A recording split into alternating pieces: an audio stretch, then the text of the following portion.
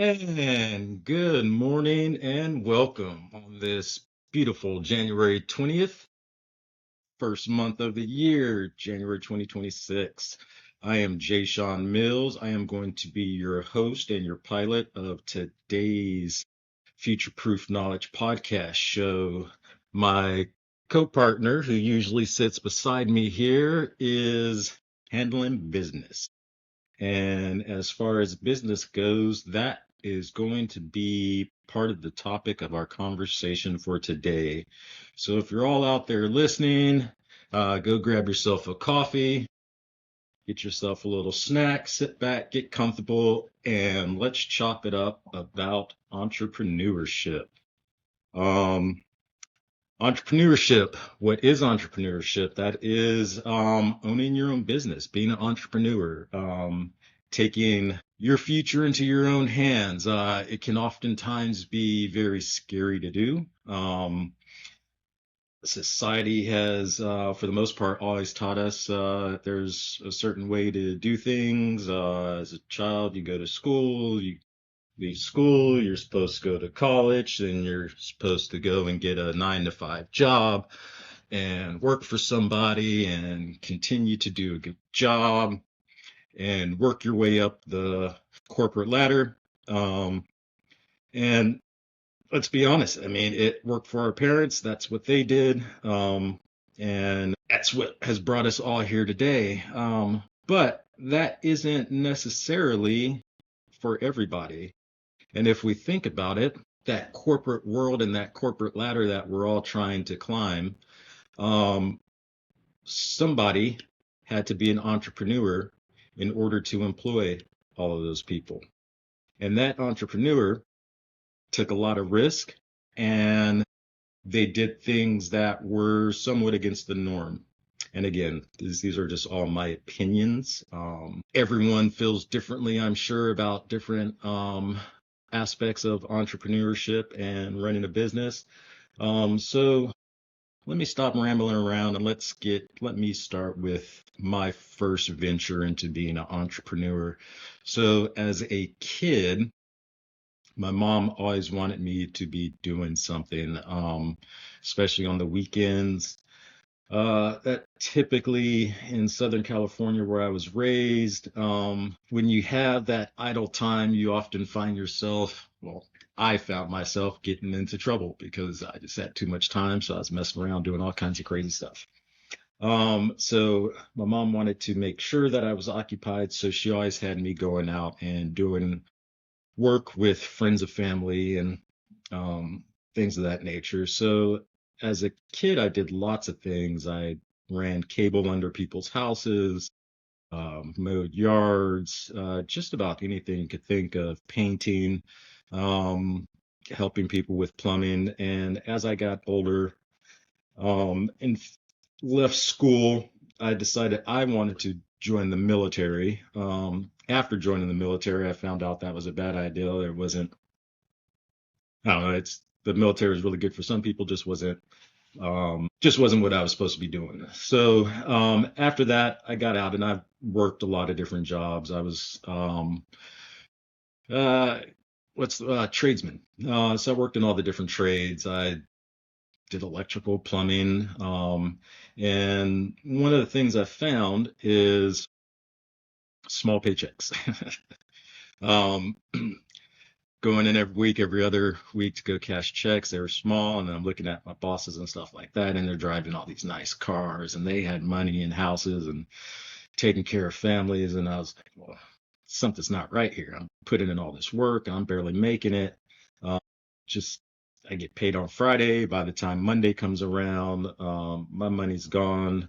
I've eaten well over the weekend. Now it's back to the struggle for a week until the next paycheck. Finally, for me, something had to give. I just wasn't happy with that. And I had a lot of skills. And I would thank my mom for that because she forced me to go work with people and learn different skills. So where am I going with this? So what I did is I continued to work, but I started trying to think of things I'd like to do or things that I was good at. And I just started offering things that I was good at to do to other people. I was, if I can do drywall, hey, this is something I can do. So I started just doing little odd jobs here and there, and not really building the business, just trying to put money in my pocket. And it typically works out that way for most people. Most people find something they're good at. They're good at it. People know they're good at it, so people are going to ask them to do it on the side and this and that. Um, you're working, you're doing something, you're making income. But then at some point in all those people's lives, they get to a point where they need to make a decision. Do I make this into a business and try to grow this into something, or do I continue just trying to make a dollar? For those of you with the entrepreneur mindset, it's an easy choice. You grow it, you make a business out of it. And then comes in the part of trying to figure out how to start and organize a business. The first business I tried to create and start, I thought it was going to be very difficult. I was just stressed out. I was young, not the highest educated person, but I still wanted to do it. So I I pulled out my AOL CD that I had, like 250 free minutes CD. A lot of you will be like, what the hell is he talking about? Yes. Net, mail, things of that nature. You used to have a CD that you stuck in your computer. So yeah,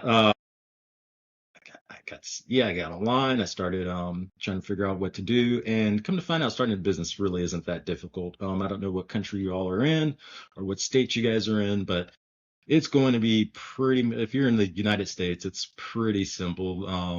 There's a few key things you need to get that, to be honest, all of the businesses I set up, the structure side of it has never taken more than a half a day worth of work.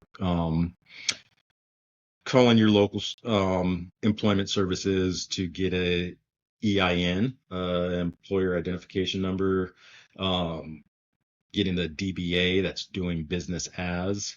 And then where it gets a little tricky and it takes a little bit more time is trying to figure out what type of structure you want to be in, whether you be in a C Corp, sole proprietor, or there's all types of different business structures you can form depending on what type of business you plan on building. But one of the things that I found as I completed and got the first business started and going is that finding people that share the same vision of you as a business owner, who's going to put as much effort and time and thought into what you're doing, is quite difficult.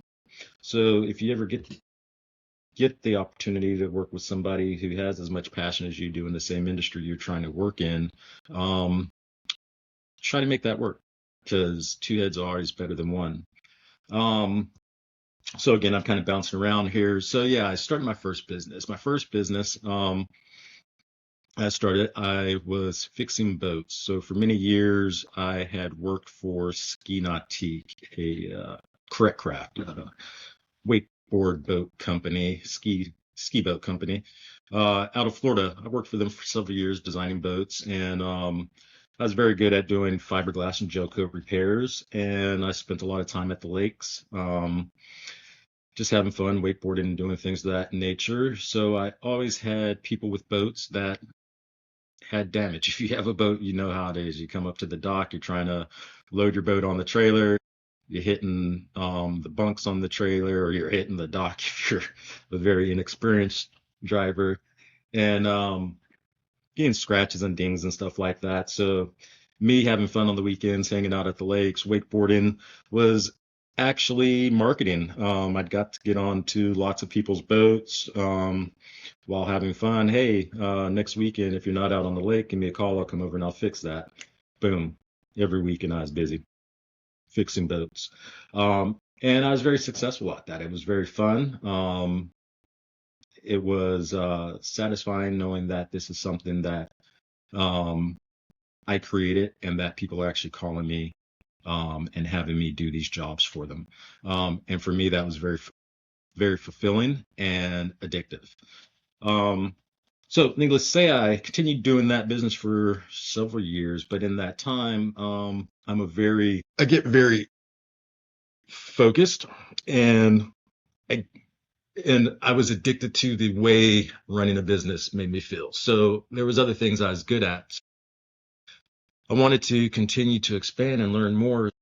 I just started anything I knew how to do that I liked, I would start advertising. I wasn't advertising like big, getting ads and stuff like that. I was just being social, being in the world, being around people, letting people know what I do, and did a lot of jobs for free, but a lot of jobs paid more than I did for free, so that worked out. But I guess what the point of this episode is or not the point of this episode, but we're just gonna kind of move through this. So moving on to the what does the entrepreneurial spirit look like perhaps in a neurodiverse individual? So that's something I give quite a bit of thought to on a regular basis. So as you may know or may not know, I have a 13-year-old son who is nonverbal, um, diagnosed with autism.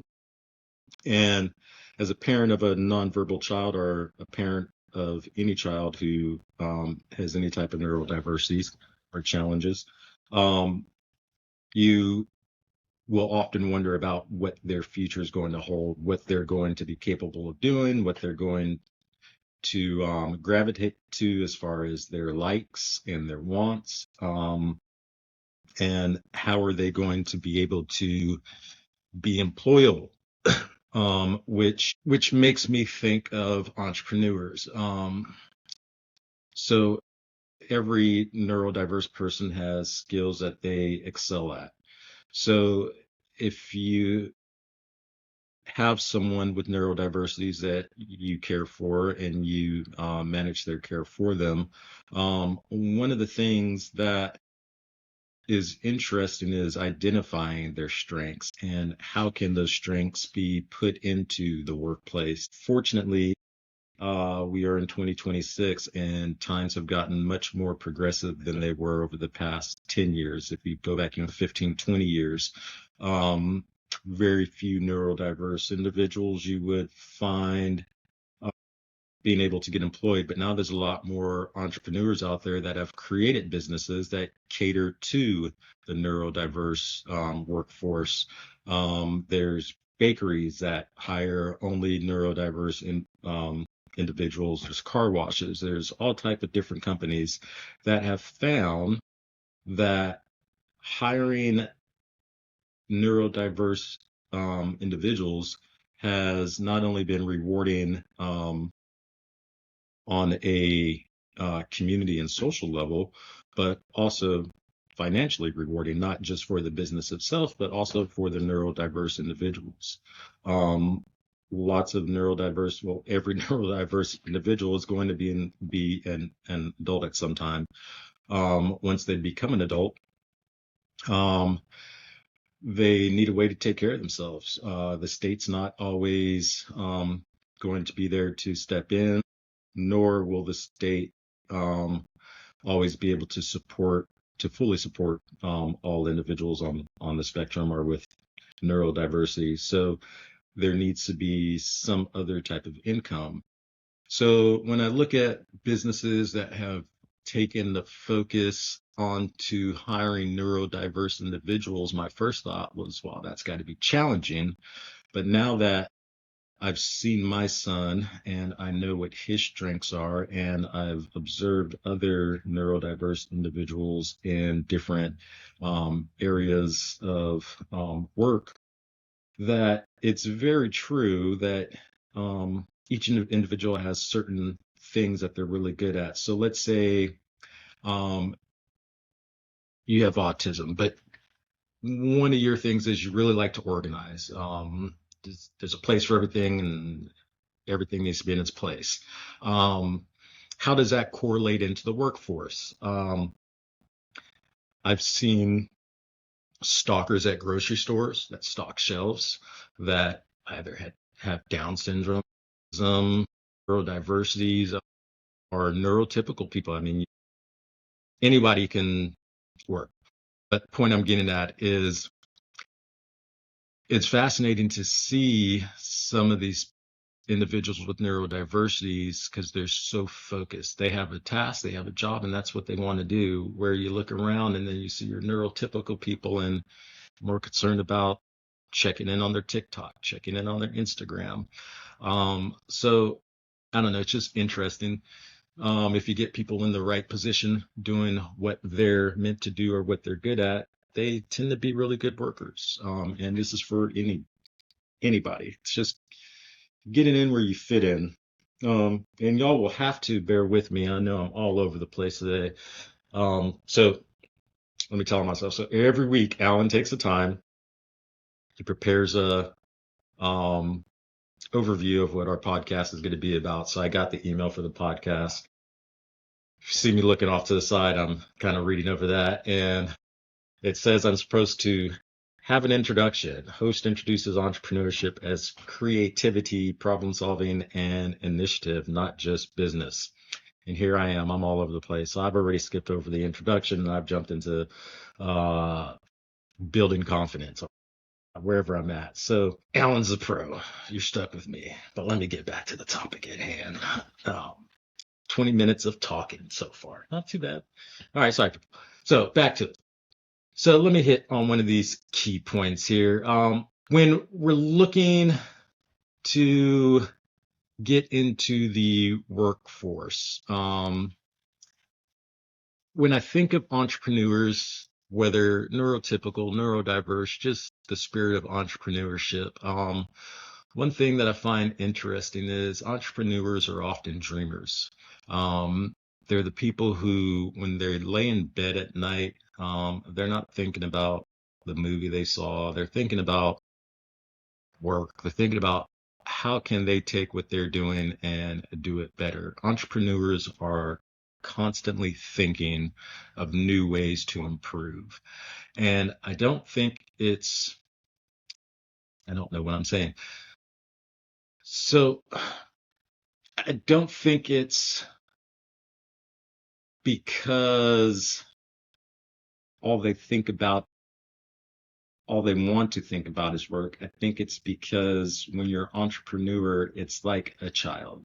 Your business is like a child. It's something you have to nurture. It's something you have to put time into. It's something you have to structure and pay constant attention to if you want it to succeed. Just like with our children, we don't just sit back and let them roll and see what happens. There's training and there's observations and interactions, and you're having to really guide and help that person grow.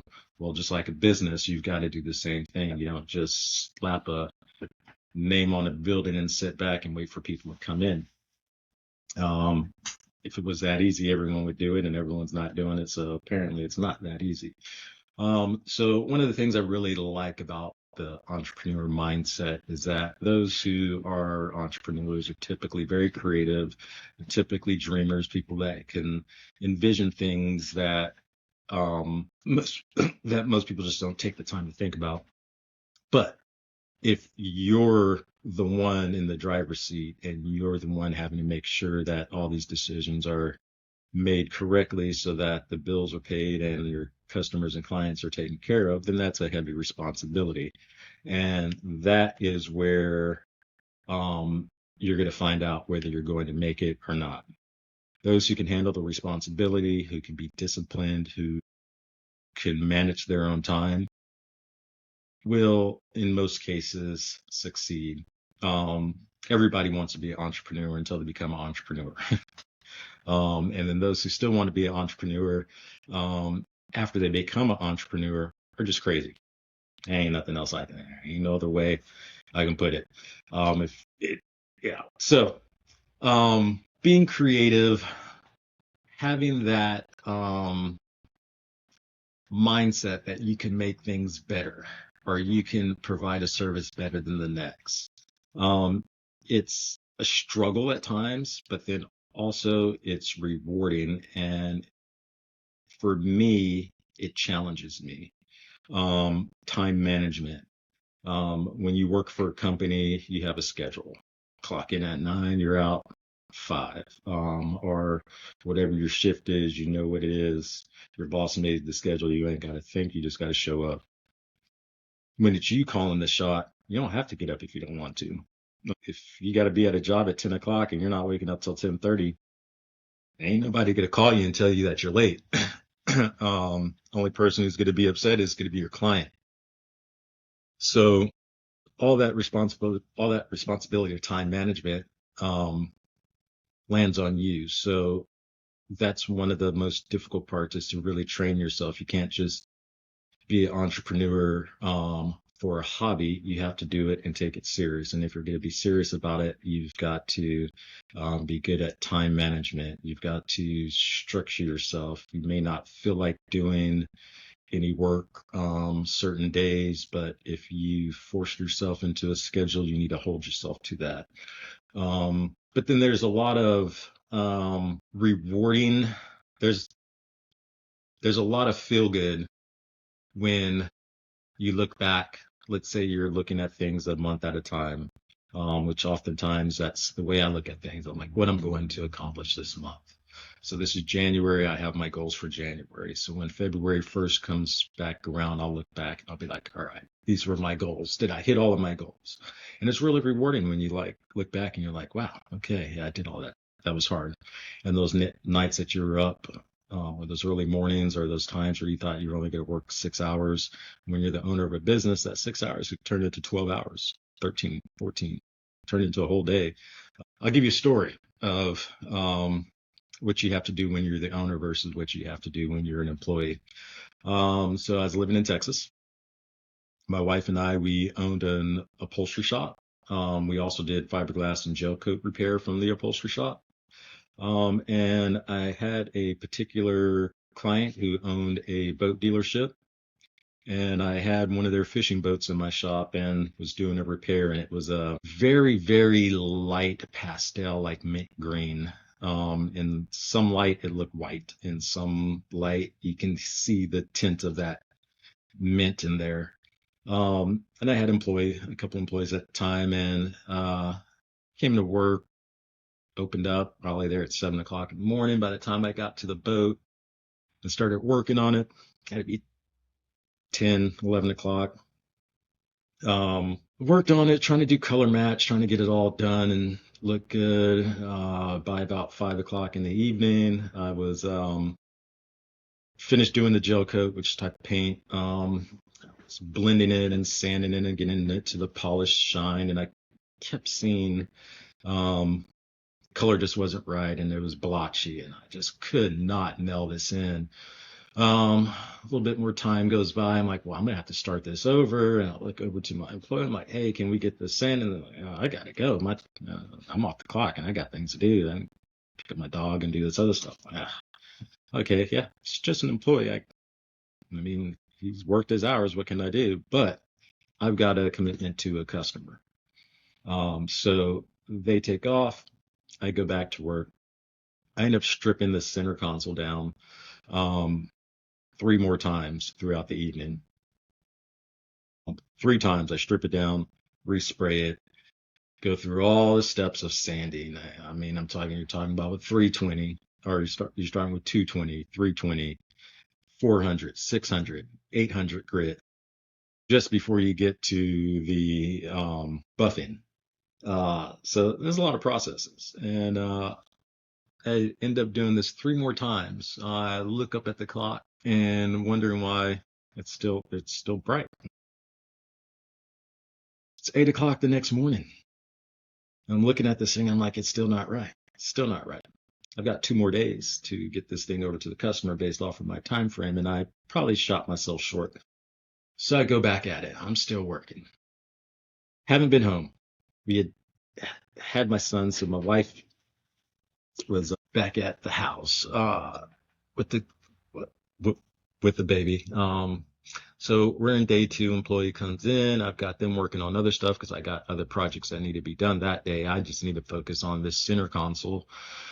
Well, so that this story doesn't take the rest of this half hour, jump into 72 hours later. 72 hours from the time I started and first laid hands on this center console till the time I walked away and passed out for the next 24 hours. Took me 72 hours of work, nonstop, day and night, till I was absolutely delirious, like delirium, like the actual definition of delirium is what I was facing. It's being awake for that amount of time is not healthy. It's not normal, and nobody should have to do that, especially not on drugs. So it was quite the ordeal. But the reason why I tell that story is because when you're an entrepreneur, when you're an owner, when it's your responsibility, time doesn't matter. Nothing matters. The only thing that matters when you're the owner, when you're the entrepreneur, is the customer. Because without that customer, your business is nothing. So sometimes you have to do the unthinkable. Sometimes you have to do the hard stuff. Sometimes you have to do what you don't think you're capable of doing to be an entrepreneur. The good part of the story is I got the boat delivered after I woke up. I literally crashed and I was asleep for almost 24 hours exactly. I woke up, jumped in my truck, hooked the boat up to the hitch, delivered it an hour and a half away. Customer was happy. I got paid, and I got more jobs from that dealership. They would never know what it took for me to get the boat to that condition, but I know what it took. And as hard as it was fighting through the delirium, finally seeing that check show up, it made it all worth it. It was rewarding. When I'm doing things as an entrepreneur, the things that excite me most are when I run into problems, when I get challenged and I have to fight and I have to do things that I wasn't expecting on doing. I have to stay up later. I have to get more creative to come up with a solution. When those situations arise, that's how you can tell the sign of an entrepreneur who's going to succeed or one who's going to fail. How well do you handle, how well do you accept the challenges that come your way? Now, I say all this not to discourage people from becoming entrepreneurs, not to encourage people to become entrepreneurs. I say all of this because if you're going to do anything in life, you have to do it to the best of your ability and be willing to go 150%. You have to be willing to go above and beyond what anybody else around you would be willing to do. If you know you're not that person, get a 9 to 5. Sorry to be so harsh. So, as you can see, not having Alan, you're going to get a little rambling, but that's okay. We're at about the halfway point of this conversation. I'm going to take a sip of my coffee here. I suggest you all do the same, and then we're going to kind of just roll into some other things. I've got some question and answers I can do here. And I need to bring this back into, well, you know what? This is what we're going to do. Entrepreneur, you can do whatever you want, right? I'm the co-founder. I can make a decision. I'm closing Alan's notes. They're gone. All right, people. We are now rolling on our own. No script. Anyways. Oh, you know what? I never took that sip of coffee. Give me 1 second here. How many of you have these cups? When I'm watching TV shows, when I'm visiting people's houses, this exact design right here, one of Walmart's most popular coffee cup designs. I see it everywhere. I was just watching a movie the other day, and they were drinking out of this cup. But I've seen this cup on like several TV shows, several movies. But anyways, this is a podcast. You're listening to me. You're not seeing. But anyways, it's my coffee cup. So let me give you something. All right.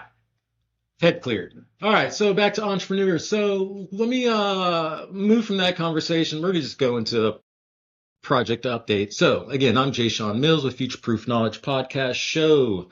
Alan O'Donoghue is my partner in crime who is not with us today.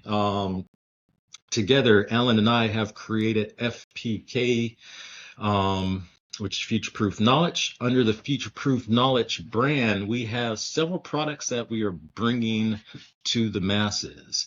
I met Alan a little over 3 years ago, back when the cryptocurrency frenzy was high and live, and everybody was on Twitter Spaces having a good time. And Alan was working on FPK University. What FPK University is our online educational platform. That's right. Mine went blank there. FPK University. It's our online educational platform built for neurodiverse individuals in mind. What we do on FPK University, we have two different course structures. Each course structure is proprietary to our platform.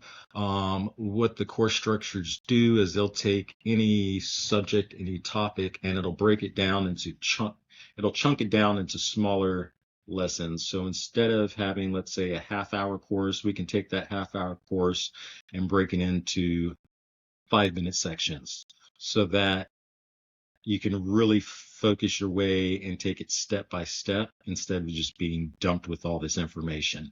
Now, that's FPK University. While working on FPK University, as you all know, I have a son with autism, nonverbal, and I was having my own challenges while working with Alan to build FPK University. While I was working with him on building the university, at the same time, I'm managing my son's care. And managing my son's care was taking up quite a bit of time. And I needed a way to dial it back and get it more organized. So while I was working on developing the FPK University platform, I started building a application that I can use for my son. The biggest problem that I had in managing my son's care was coordinating the care.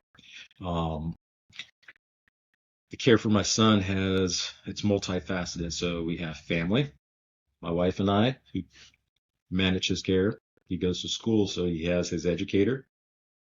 He has his SLP, that's speech and language pathologist, who works with him at school. He has his OT, occupational therapist, who works with him at school. Then he has his teacher's aides that work with him on his academics. And then outside of school, he has ABA therapy, where he has his BCBA. Then we have him in a couple state programs, like with Health and Human Services, HHS. He has a case manager there, and then he has a medical doctor, and then he has his dentist. Every one of these people has data on my son. So when my OT wants to know what's happening with ABA, they've got to send me a message. I've got to take that message. I've got to relay it to my BCBA. My BCBA's got to take time to go over the message, come up with their answer, send me back the response. I've got to then take that, relay that back over to the original requester. Imagine the time it takes. It's just ridiculous. So you have all these different people that are involved in the care for your child, and this is what I was facing. So I'm trying to develop a educational platform and trying to manage 6 to 7 different providers for my son, who are all on different platforms. They're all using different softwares. They're all tracking their own data, but none of their data communicates to each other. So let's say we have a progress report, or I want a progress report from all of their caregivers or all of the people that are assigned to my son. I'd get 7 different progress reports. Those 7 progress reports are based off from the data that each one of those 7 individuals have taken on my son. Now tell me, Can the BCBA really give me a true assessment if they don't know what the educator has been experiencing in school? Can the educator really tell me if they're seeing progress if they don't know what the OT is doing? Can the speech and language pathologist really have any insight to how my son is coping with his behaviors if they're not communicating with the BCBA directly, or if they're not seeing that data? It can't happen. You're just throwing darts at a wall in the dark and hoping that you hit. So that's what I was dealing with. So I needed a way to free up my time so I can actively finish development of FPK University. So I created an app for Jace. It was just Jace's app is what I called it. And what it was a document intelligent app. I needed a way for all of his providers to collaborate together. So I got it working. It was working great. It freed up time. I was able to get development done on FPK University. And then I introduced it to Alan. And then from there, we had an aha moment. Between FPK University and what I had built for my son, we had uncovered something that we didn't go into. We uncovered something that we didn't plan on uncovering. And what we ended up doing is seeing that FPK University, targeted towards neurodiverse individuals learning, needed to be synced into the app that I built for Jace, my son. So we created FPKX. It's the multi-tenant version of the app that I built for my son. Now, educators can log their academic notes directly into FPKX app. When OT comes to work with my son in school, they can open up the same app and they can put their logs right into the same app on FPKX. Later on that afternoon, the SLP might come into my son's class and work with him for half an hour. Guess what? They can open up the FPKX app and they can log their session with my son. Then the teacher's aide working with them in academics might work with them a couple times throughout the day, and is tracking how much prompting they're giving. Are they doing hand over hand? Is it single prompt? They can log all that on the FPKX app. My son comes home from school. It's good afternoon. Maybe he does something. Maybe something he's done recently, which I'm always super proud when I see him do it. He likes macaroni and cheese, so he went. He got the pot. He put the right amount of water in the pot. He opened his box of macaroni, dumped it in there. I taught him to stir it so the macaroni doesn't all stick together and become a big lump. So he stirred it. He turned the stove on a little too high, but I was there to adjust the temperature.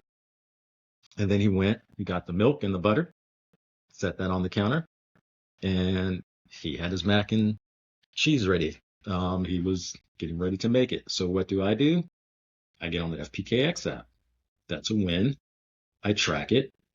Now,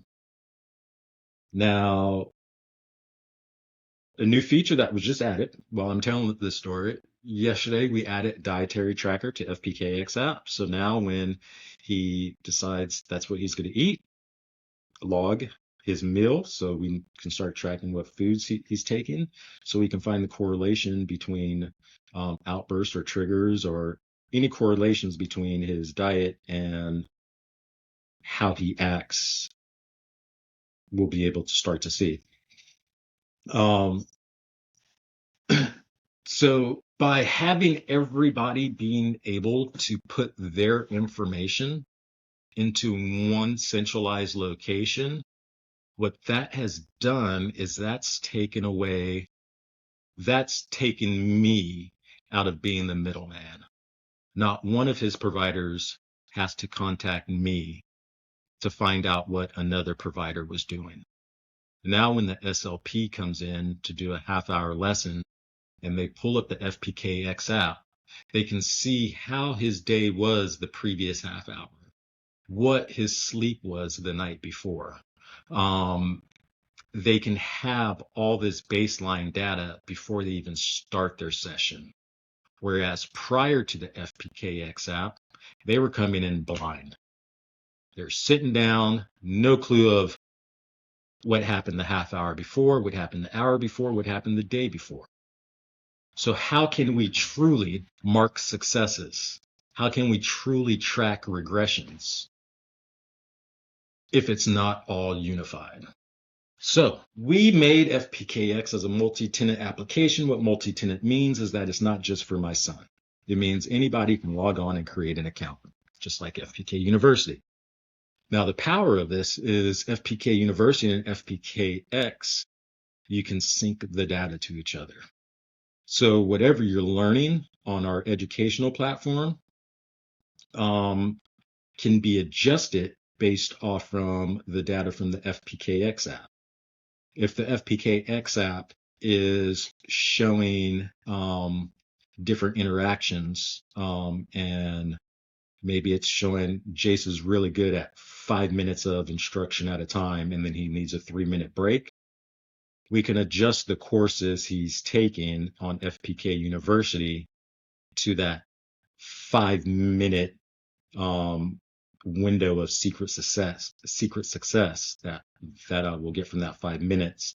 And then we know that we need to have a intermission after that 5 minutes for an activity break or maybe a snack break. And maybe those need to be limited to 3 minutes. Maybe we find from the data we're tracking that if he gets any more of a 3-minute movement break, that it's going to be impossible to bring him back into academics. Well, none of these patterns, none of these little minute signals you'll ever get when your data is not collaborated. If you're storing data in silos and you have 7 providers with 7 silos, your data is dumb. You have stupid data. Your data means absolutely nothing to anyone but who took the data. And let's be honest, I'm 50 years old. I would say looking at my kid's support team in school, average age of his support team is probably 23 to maybe 30. Most of these young adults don't have children on the spectrum, but they have big hearts and they want to help children on the spectrum, which is why they do the job that they do. And I respect them and I give them 2 thumbs up. Anybody who wants to go into dealing with the type of behaviors that my son exhibits, kudos to them, because holy hell, you've got your work cut out for you. But the point I'm getting at is these educators, most of the time, in most cases, they're not going to have children of their own that they're dealing with. They're going to be dealing with a handful of children at school that have neurodiversities, and they're going to go home and they're going to get a great night of sleep. They're not going to get the yelling for 3 hours before bedtime. They're not going to get the yelling in the morning. So they don't understand. All they know is they have a job. They're supposed to track this little bit of data and then move on to the next student. The frustrating part is they don't understand. And I'm going to be a little hard on educators because although I have the utmost respect for educators, they can often be, again, inexperienced. Your experience in school with a neurodiverse child is not the same experience a parent has with a neurodiverse child every single day, weekends included. When you guys are off on your parent or your teacher vacations or summer school, we're still dealing with them every day, every night, day in and day out. So when we tell you that we need information, we need information. So FPKX and FPK University were designed independently. And what we found is by them working together, we're able to identify more of the needs of an individual. We're able to adjust the content for education to that individual's needs. But as time progressed, and Al and I are both entrepreneurs, we both have owned and operated our own businesses successfully, which is what got us here together. After 3 years of working together, of building future proof knowledge, Alan and I, from two different parts of the world, I'm in the United States, he's in Ireland, have never met in person, but we both have the same entrepreneurial spirit. We both have the same um, thrive to see what we can do in the neurodiverse community to make people's lives easier. We have the same mission. We have the same goals aligned. So while we were building this and combining them, we started seeing that within our two apps, FPKX and FPK University, if you were to break down the softwares by the features that they offer, we actually have a lot more to offer than what we initially thought, which therein lies the growth and where we've decided to take FPK University and FPKX. Right now, we have working products for you all to try. FPKX is absolutely amazing. Got a few things in store, but where we're at in the entrepreneurial state ourselves, spill the tea. So we've been working on this for 3 years. 2025 was a very, very defining moment for us. From the start of 2025, we jumped heavy into development, and from January 2025 till January, almost a complete year, we now have 7 products that are ready for market, that are all created to make neurodiverse care easier, neurodiverse education easier, personal relationships easier, family dynamics easier. What we found is communication, and that's what all this is coming down to. Communication is the broken part of the neurodiverse system that we've all been stuck with, whether it's in school, whether it's in work, whether it's in home life, whether it's the communication between you and the other providers, whether it's the communication between you and your spouse, whether it's the communication between you and your loved one, your child. Communication is the broken part of the neurodiverse system. Hell, I'll go even further to say communication is the number one problem to all of the systems that we work in, neurodiverse or non-neuro, or neurotypical. Communication is the number one culprit of all the barriers that we face. So we've put our entrepreneur minds together and we've figured out a way to close that gap of communication. And when I say communication, I'm not just talking about verbal, vocal communication like when I'm communicating with you right now. I'm talking about communication as far as data. What does the data say? Can you go to your Google Docs right now and pull up your child's last assessment and ask that document what it means? You can't. You need to look at that document. You have to read that document from top to bottom. You have to decipher the jargon that the clinical psychologist or the BCBA used. You have to go in there and try to make sense of that dumb document. An IEP. An IEP is a contract between you and the school. It helps you identify what services, what accommodations, how the learning is going to be given, how the OT is going to be administered, how many hours you get. So an IEP has all of this valuable information, but without even asking. I don't have to ask. I already know. I can pull up 6 IEPs right now. And me, I consider myself an expert when it comes to IEPs. an expert. Not one of you, expert or not, can go grab your child's IEP and tell me that you fully understand it, that you understand that IEP makes sense and it identifies the proper goals or the proper struggles. Not one of you can tell me that. I confidently say that. No, I'll even go. I was going to give a little unless, but no, I don't care if you're a clinical psychologist. I don't care if you're the person who invented the term IEP and you're the person who came up with the whole concept of an IEP. You can't tell me that you fully understand the whole grasp of an IEP, but I tell you what can. I tell you what can understand any document you have. You got a summary from your OT. You read it. Yeah, looks good. Sounds, yeah. All these big words. Sounds great. What does it mean? Can't. I mean, maybe it's just my lack of education, but I don't think anybody, and from my experience talking to other parents and seeing other assessments and stuff from other people, you can't tell me exactly what it means. You can't tell me what that data is telling you, especially when you have a data point from 6 different people.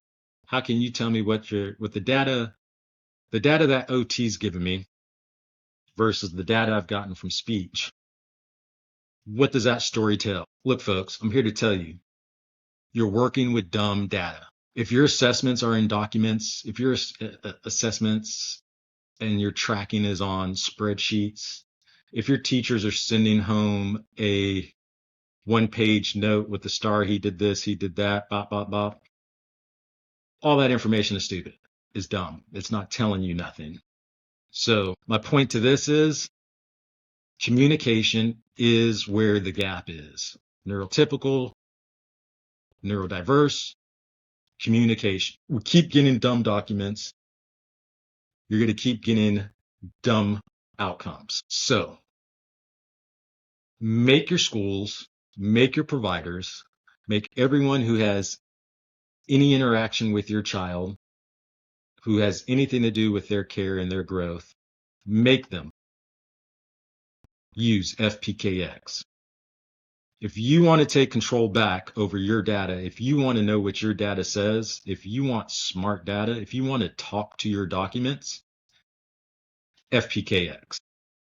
This is what I've done. I've downloaded every IEP, FBA, 504, BIP, Behavioral Intervention Plan, every OT note, every teacher note, every teacher email, dentist, doctor, parent logs. I've downloaded and uploaded all of that into FPKX. I can ask my application a question, and it's going to give me an answer based on the totality of the information I've given it.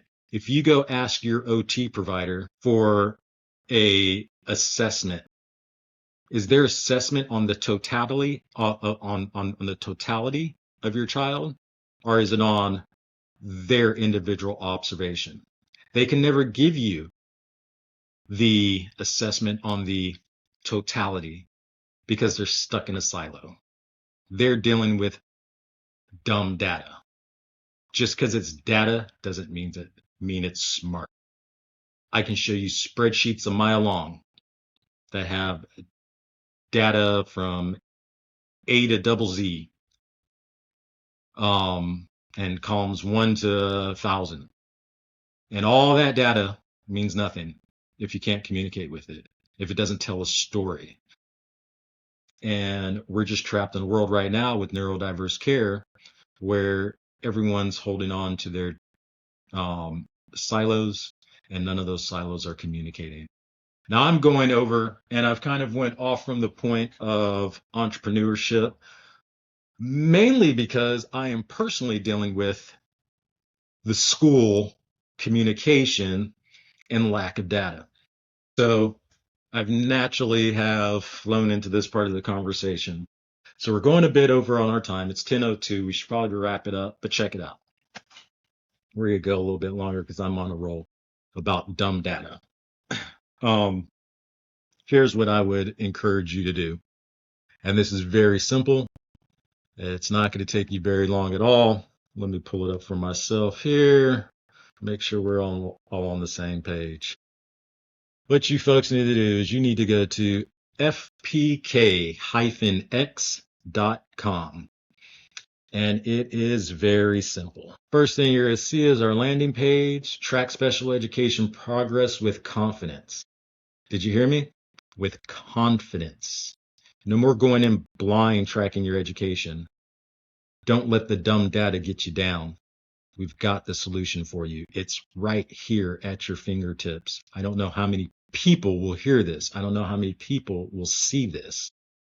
But those few or many that may, do yourself and do your loved ones and others and anyone you know who's dealing with neurodiverse care, do them all a favor.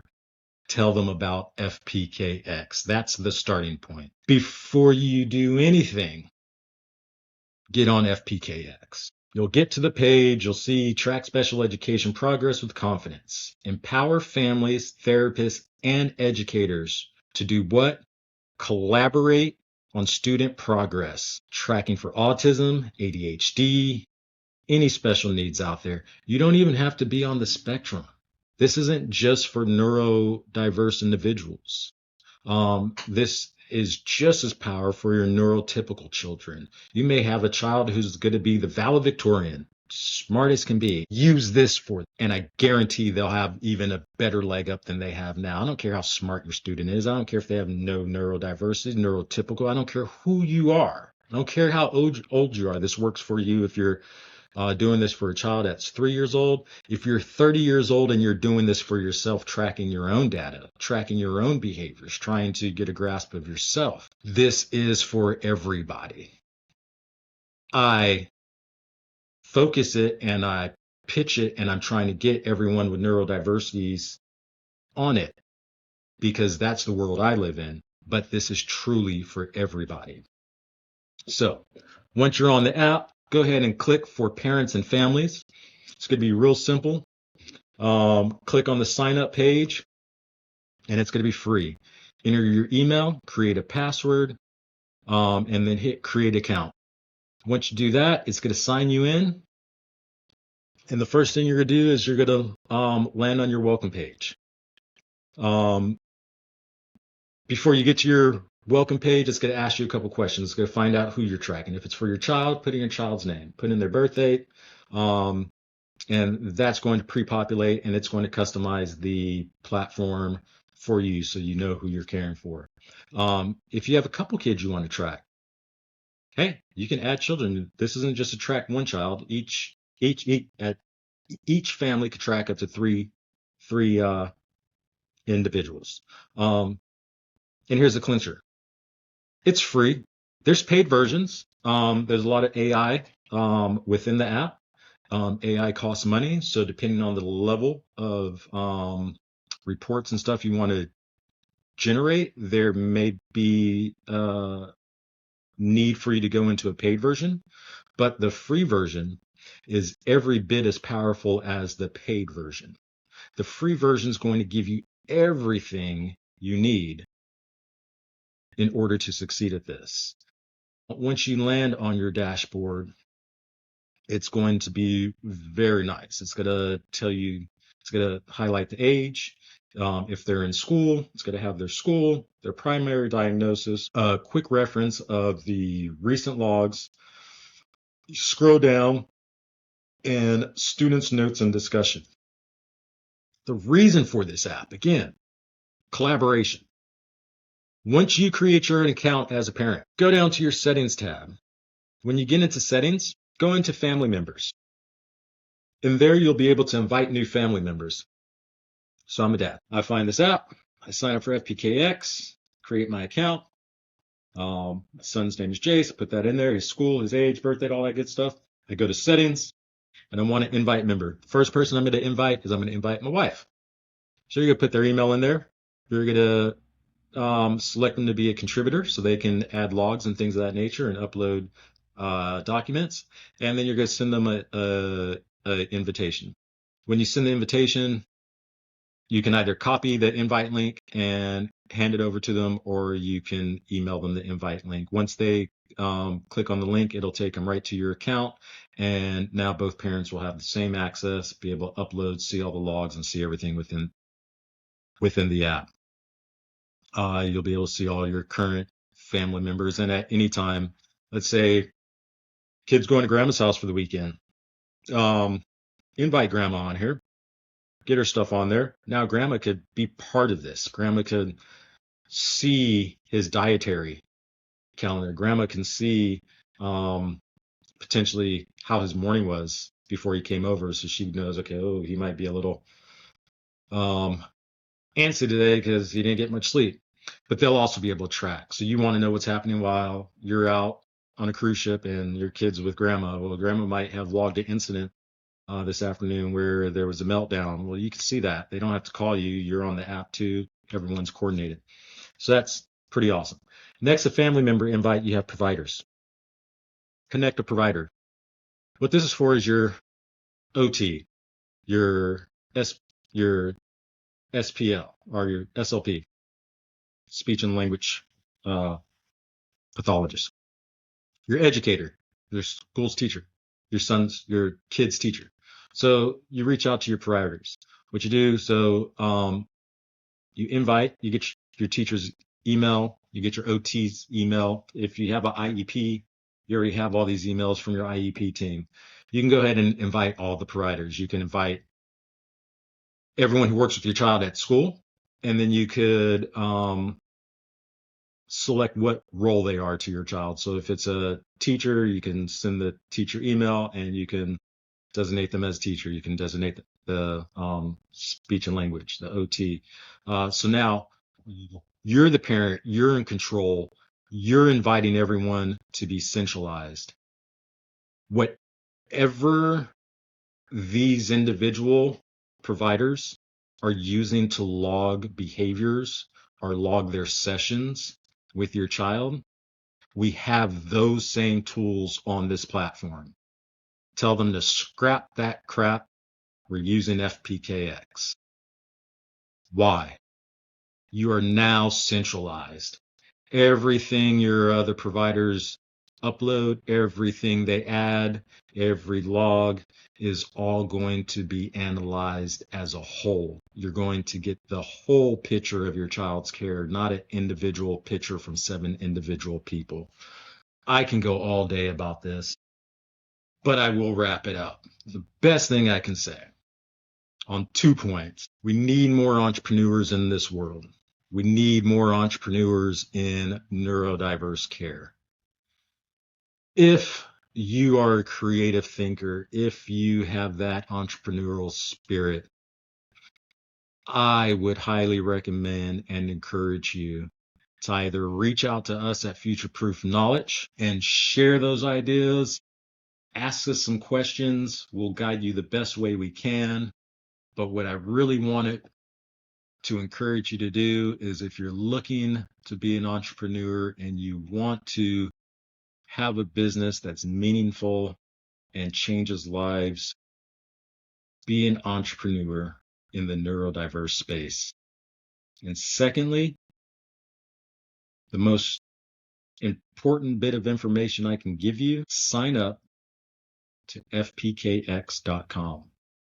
That's your starting point. If you do nothing else today, if you do nothing else for the rest of the week, if you have assessments coming up, you have evaluations coming up, you have IEPs coming up, if there's anything that is on its way, be prepared by having FPKX already set up. In a matter of 15 minutes, from signing up to the account, uploading your first 5 to 10 documents, upload your IEP, upload your 504 plan, upload your last evaluation from OT or from your BCBA, upload any medical history, upload documents, progress reports, get 10 of your most recent documents uploaded. And within 5 minutes of uploading those 10 documents, you will get more insight into what's going on in your child's care than you've gotten up until this point. I don't care if it's been 15 years that you've been dealing with neurodiverse care. After 15 minutes and 10 documents uploaded, your 10 most recent data-driven documents uploaded to FPKX, you will have more insight in that 15 minutes than you've gotten in the past 15 years. Guaranteed. Absolutely guaranteed. I feel confident saying that because I've seen it. I use it. I use the app. I built the app because I needed the app. I didn't build the app to make $1. I built the app to make change. And I can attest to the change. If you don't have FPKX app, download it, and you don't have at least 10 documents in it, I challenge you to get that much done. And with that said, I hope you enjoyed our podcast show. You see, I had to kind of get into my rhythm. I had to lose the script and just go for what I know. So I hope it worked out for you all. We will be back next week. So be sure to check us out. And we also have a few other little things going on. Alan is doing a TikTok live. I believe that's going to be every Friday. I'm going to start doing some TikTok lives that will be about FPKX. There'll be regular sessions, a minimum of 1 hour, 3 days a week. And you'll be able to come on and I'll be there as support for the app. I'll help you understand how to set your goals, how to create goals. We have our own FPKX IEP blueprint.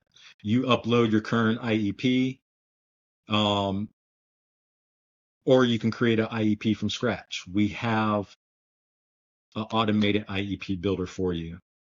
Not only does it build the IEPs, it'll extract goals. It'll give you insight into the IEP. It'll tell you what's missing from the IEP, where the school needs to improve on their side of the IEP, or give you recommendations of what you need to ask for, or better yet, demand for on your IEP. So again, if you're not on FPKX, stop what you're doing, pick up your phone, get on your computer, fpk-x.com. This is Jashon Mills with Future Proof Knowledge Podcasts. And with that, my friends, I bid you all a farewell. Have a great week and be looking for us on TikTok. Until then.